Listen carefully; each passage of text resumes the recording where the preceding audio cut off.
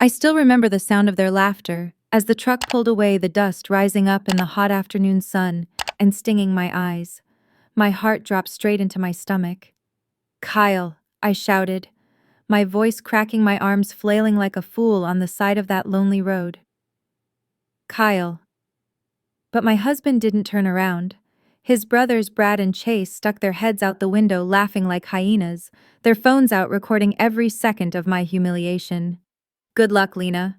See you in 300 miles, Chase shouted as their voices echoed into the distance. I was 28, then married for 3 years, still young enough to believe that love meant forgiving cruelty, still naive enough to think that family came before shame. I stood in front of that tiny rundown gas station, one pump, a filthy bathroom, and a vending machine with stale chips. My phone had maybe 1 bar left. My wallet and charger were still in the truck. I had nothing but the energy drink I'd bought for Kyle, the one he asked me to get, because he was too tired to walk inside. I had walked in for him, and when I came out, he was gone. At first, I laughed nervously to myself. This had to be a joke. Kyle had always liked playing tricks, little pranks that he swore were harmless. I told myself he'd turn back in 5 minutes, maybe 10, and we'd all laugh about it on the way home. But 5 minutes turned into 20. 20 turned into an hour. My throat grew dry, my legs numb from pacing. The sun bore down on me like it wanted to burn me alive. The clerk inside shrugged when I asked if I could borrow his phone. "They'll come back," he muttered, as if he couldn't care less whether I lived or died. But I knew deep down that they wouldn't. Not soon. Maybe not ever. Then just before my phone finally gave out, one message came through.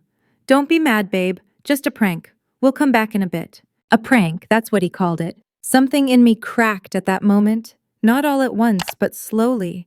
Like when you realize you've been sick for years and had convinced yourself that feeling broken was normal. This wasn't just a prank. This wasn't funny.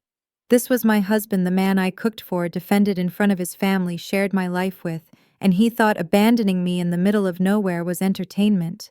I sat on the curb, hands trembling, heat rising in waves from the asphalt. I didn't cry. Maybe because I had already spent years crying over the small cruelties, the little betrayals. Kyle's pranks weren't new. Brad and Chase had always egged him on, treating me like some sideshow they could mock for their amusement. Water balloons in the shower.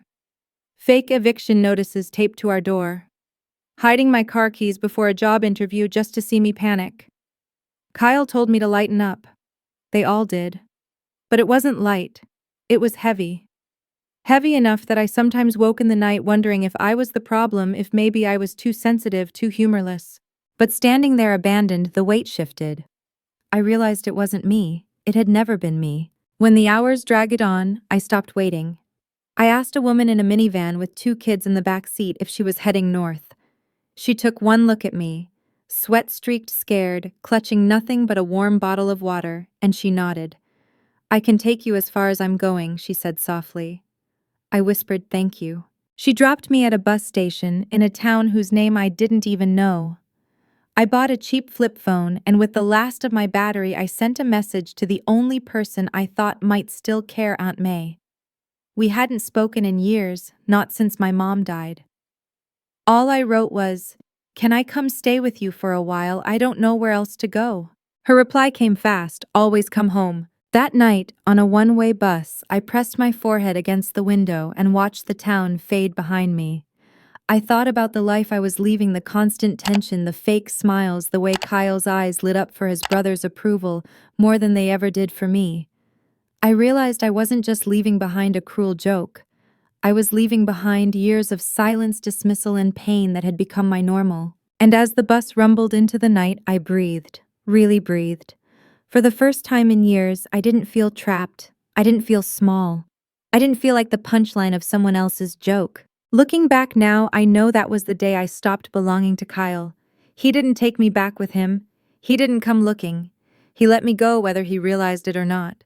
And I decided I wouldn't wait around for him to change. Because if there's one thing I've learned, it's that the people who laugh at your pain will never be the ones to save you from it. Aunt May lived in a little yellow house with peeling paint and a porch swing that creaked in the wind.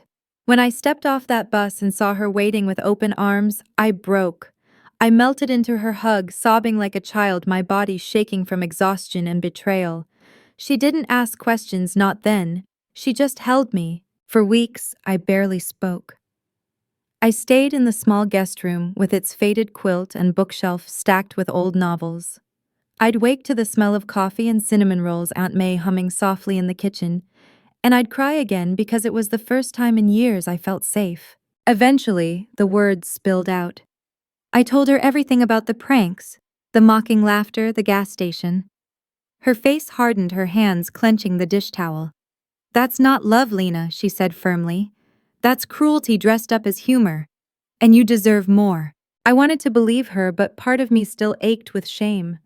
How could I have stayed with someone like Kyle for so long? How could I have mistaken humiliation for love? Aunt May didn't push. She gave me space, but she also gave me something else: purpose. She owned a small diner in town, the kind of place where regulars had their booth and everyone knew each other's names. She offered me a job not out of pity, but because she trusted me. The first day I tied on that apron, I felt like a fraud. But as the weeks turned into months, I found something I hadn't felt in years: dignity. The work was hard but honest. People smiled at me without malice. They thanked me, not mocked me. And slowly, piece by piece, I rebuilt myself. One night near closing, a man came in tall with tired eyes and a limp. He slid onto a stool at the counter, ordered black coffee, and sat in silence. There was something about the way he carried himself, like he'd seen storms I couldn't imagine. When I brought his coffee, his hand brushed mine, and for a moment our eyes met. His name was Daniel. At first he was just another customer. Then he became a regular. Then he became someone I looked forward to. He listened, not the way Kyle pretended to, but really listened, his gaze steady, his presence calming. One night when I told him the story of the gas station, expecting laughter or judgment, he only said, "That wasn't your shame.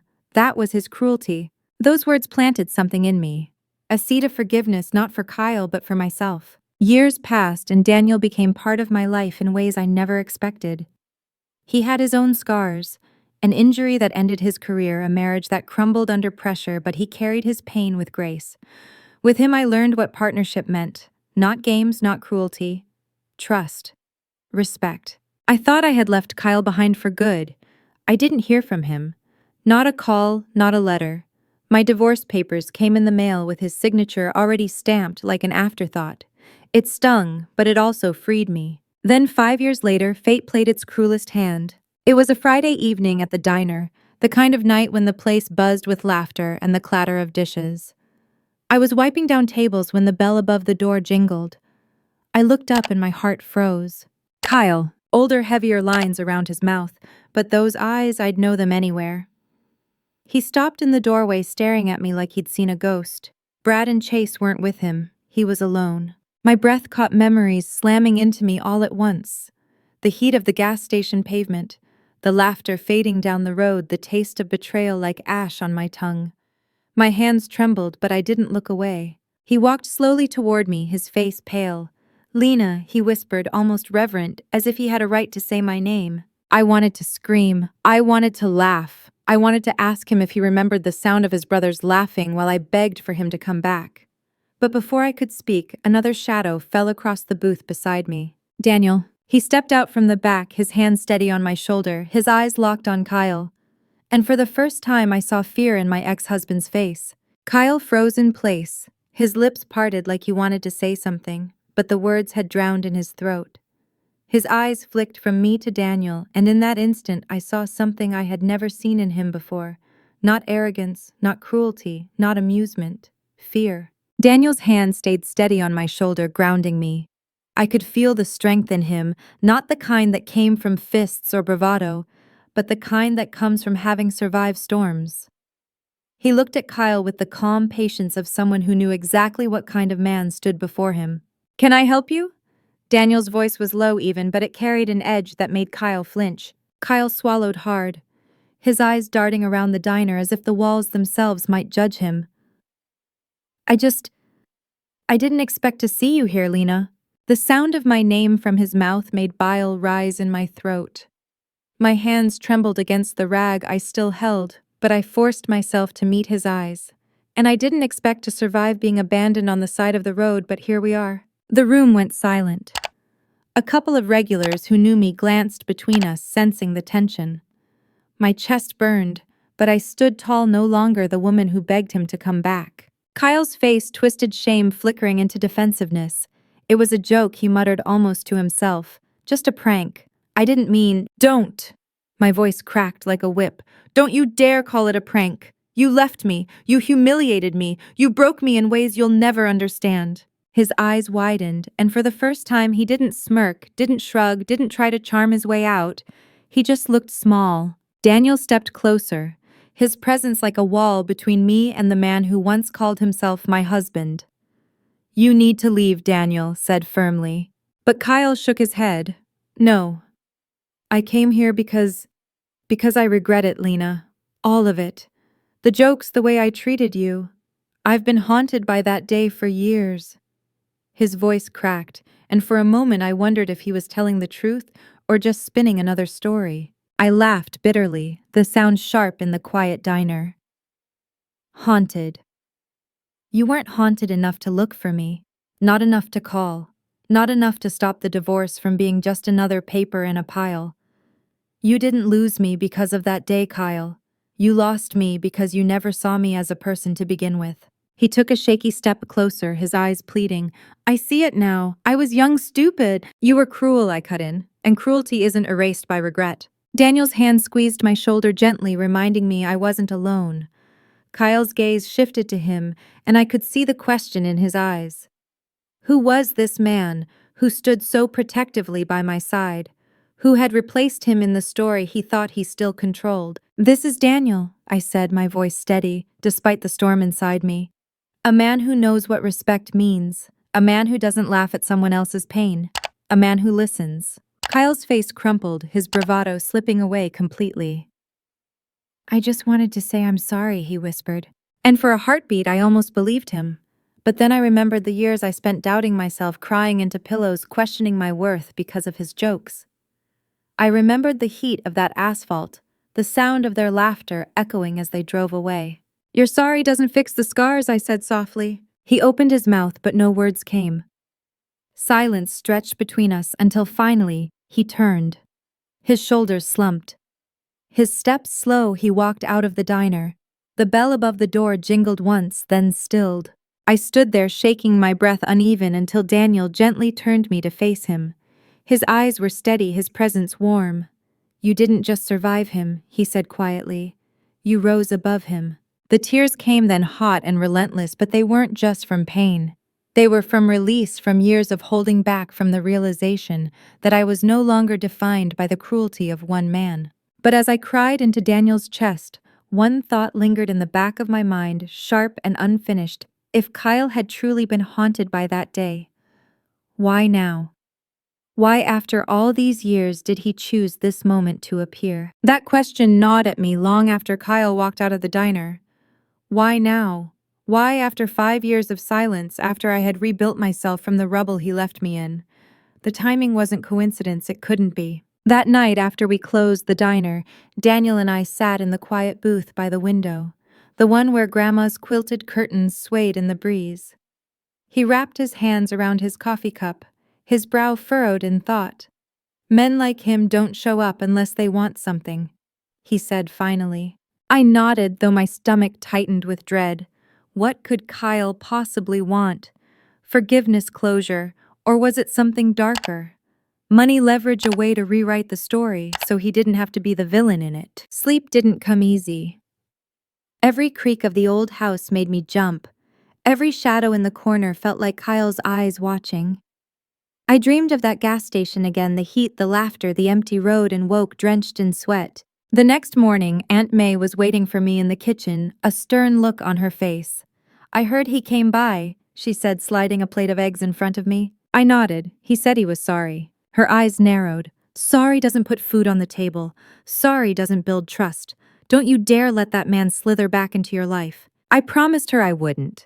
And I meant it. But promises don't silence memories. Days passed. The diner filled with its usual chorus of laughter, clinking dishes, and the jukebox humming old songs. I thought maybe Kyle had gone back to wherever he came from, that his sudden reappearance had been nothing more than a cruel twist of fate. But then the letters started arriving. The first one was slipped under the diner door. Just 2 words scrawled in messy ink. Forgive me. The second came to Aunt May's mailbox. I can't sleep. I see your face every night. The third was longer, a confession spilling across the page. He wrote about losing his job, about Brad and Chase drifting away, about the emptiness that swallowed him whole after I left. I ruined the only good thing I ever had, he wrote. You don't know what it's like to wake up every morning haunted by the sound of your own laughter. Part of me wanted to tear the letters to shreds. Another part wanted to believe him, to cling to the idea that maybe he had finally seen the truth. But then Daniel found me one night, staring at the pages with trembling hands, and he said words that pierced straight to my core. Regret is not redemption, Lena. Don't confuse the two. I nodded, though tears blurred my vision. The final letter came on a rainy evening, the ink smeared from water or tears, I couldn't tell which. This time, it wasn't an apology. It was a warning. I need to see you one last time, please. If you don't, I'll come anyway. My blood turned cold. Daniel wanted to call the police, but I shook my head. I didn't want more drama, more whispers around town. I'll meet him, I said, my voice steadier than I felt. But not alone. We chose the diner, neutral ground. Aunt May stayed in the back, Daniel beside me, his presence like armor. When the doorbell jingled and Kyle stepped inside, dripping rain from his jacket, I felt my heart thud like a drum. He looked older than before, broken in ways I hadn't noticed the first time. His eyes darted to Daniel, then to me before settling on the floor. Why now, Kyle? I asked, my voice echoing in the empty diner. Why, after all these years? His hands shook as he pulled a folded piece of paper from his pocket. He slid it across the counter, his eyes never meeting mine. I opened it. My breath caught. It wasn't another apology. It was a medical report. His name at the top. A diagnosis that made my chest tighten: terminal illness, months to live. Suddenly everything made sense, the fear, the desperation, the timing. He wasn't here just for forgiveness. He was here because he couldn't face the end without it. My knees went weak. Memories of the gas station, of my tears, of the years I'd spent rebuilding myself, clashed with the reality before me. A man who had destroyed me, now destroyed by his own failing body. And in that moment I realized the choice was mine, not just to face him, but to decide what kind of ending this story would have. The paper trembled in my hands. My eyes traced the harsh words stamped across the page: terminal, incurable, months. I looked up at Kyle, and for the first time he didn't look like the man who left me on the side of the road. He didn't look like the smug husband who laughed while I cried, or the boy who hid behind his brothers. He looked small, fragile, terrified. I should have felt triumph. Karma had caught up to him. The man who abandoned me was now facing his own abandonment by time, by his own body. But instead of satisfaction, what filled me was something far heavier: sorrow. Not for him, not exactly. For all the years I had lost to his cruelty. For the younger me who thought she deserved that kind of love. Daniel's hand tightened around mine, steady and warm. He didn't need to say a word. His presence reminded me that I wasn't alone in this decision. Aunt May stood quietly in the doorway, watching with wary eyes. This was my moment. Why tell me? I asked, my voice quiet but sharp. After everything you did, why come to me now? Kyle's shoulders slumped. His voice cracked when he finally answered. Because you're the only one I ever loved. And I ruined it. I ruined you. I can't leave this world without telling you I'm sorry. The words hung in the air, but they didn't pierce me the way he probably hoped they would. I stared at him, at the man who had laughed while I stood abandoned, and I realized something powerful. I wasn't angry anymore. Not because he deserved forgiveness, but because I deserved peace. I pushed the paper back toward him. You don't get to rewrite history, Kyle. You don't get to use me as your absolution. What you did to me can't be erased by sickness or regret. But I will say this: I don't hate you anymore. And that's not for you. It's for me. Tears welled in his eyes, and for a moment I saw him falter like a child scolded by a parent. He nodded, his lips trembling. That's more than I deserve. He stood slowly, folding the report back into his jacket. For a second he lingered, as if waiting for me to change my mind, to offer him something more: pity, comfort, love. But I had nothing left to give him. As he turned to leave, I felt a wave of release wash over me. I hadn't given him redemption, but I had reclaimed myself. He walked out of the diner, the bell jingling one last time, and I knew it was truly the end. The silence that followed was heavy, but it wasn't suffocating. Daniel pulled me close, his voice soft against my hair. You didn't forgive him for his sake, you forgave him for yours. And he was right. Forgiveness wasn't about letting Kyle back into my life, it was about freeing myself from the chains of his cruelty. Weeks later, word spread that Kyle had passed quietly alone in a hospital room. No brothers, no family, no one to hold his hand. When I heard, I didn't cry. I didn't smile either. I just sat on the porch swing of Aunt May's house, the autumn air crisp around me, and whispered a goodbye to the man who had once been my husband, my betrayer, my lesson. Because that's what he had become to me, a lesson. That sometimes the people who claim to love us the most can be the ones who break us the deepest. That cruelty wrapped in laughter is still cruelty. That survival isn't about erasing scars, but about wearing them with pride, proof that we endured. Daniel sat beside me, his hand wrapped around mine. Aunt May brought out sweet tea and told me I looked more at peace than I ever had before, and she was right. Looking back, I realized that day at the gas station wasn't just the day Kyle left me. It was the day I was set free, even if it took me years to understand it. His betrayal was my wound, but it was also the soil where my strength grew. And if you're listening to this, if you've ever been abandoned, mocked, or broken by someone who claimed to love you, hear me when I say this: you are not their joke, you are not their cruelty, you are your survival. And your story doesn't end where they left you. So let this be a reminder. Sometimes karma doesn't look like revenge. Sometimes it looks like peace, and peace is the sweetest victory of all. If my story moved you, please like this video, share it with someone who might need to hear it, and subscribe for more stories that speak to the heart. And I'd love to hear from you.